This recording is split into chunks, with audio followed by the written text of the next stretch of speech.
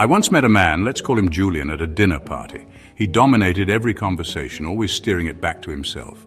His stories were epic, his problems dramatic, and he barely listened to anyone else.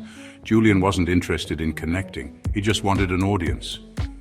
You could feel the energy drain from the room as he demanded attention. With people like this, you're not a participant, just a prop in their show. What stood out most was his total lack of curiosity about others. He never asked questions unless it set up another monologue. Conversations with him were one-way broadcasts. At first, his confidence might seem charismatic, but soon the cracks show.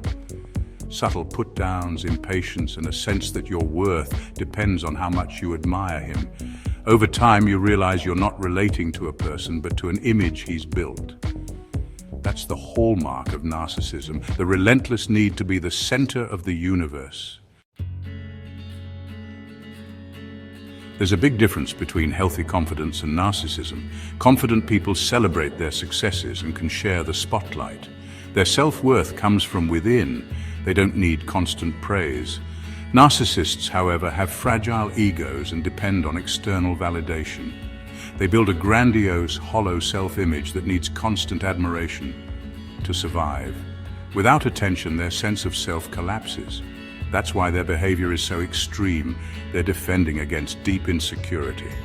When challenged, a confident person can handle disagreement. A narcissist, though, sees it as a threat and may react with rage or cold withdrawal. Understanding this difference is key to recognizing narcissistic behavior. Narcissists follow a predictable playbook. First, grandiosity. They believe they're superior and deserve special treatment. This leads to a lack of empathy. Your feelings are irrelevant unless they serve their needs. They see people as tools for admiration, money or status, discarding them when no longer useful.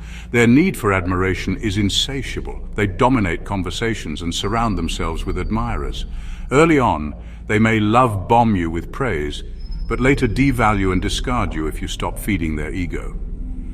Another tactic is projection, blaming you for their own flaws or mistakes. If they lie, they accuse you of lying. If they're unfaithful, they become suspicious of you.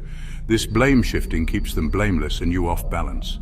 These patterns are classic signs of narcissistic manipulation. Recognizing them is the first step to protecting yourself. So, how do you protect yourself?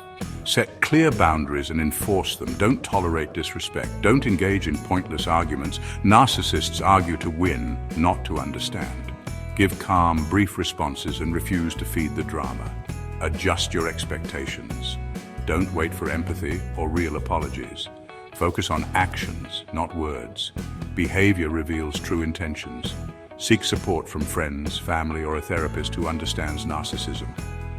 Sometimes limiting or ending contact is necessary for your well-being. This can be tough, especially with family, but your mental health comes first. Recognizing these patterns is empowering. You can reclaim your peace and self-respect. Remember, you deserve relationships built on mutual respect, not manipulation.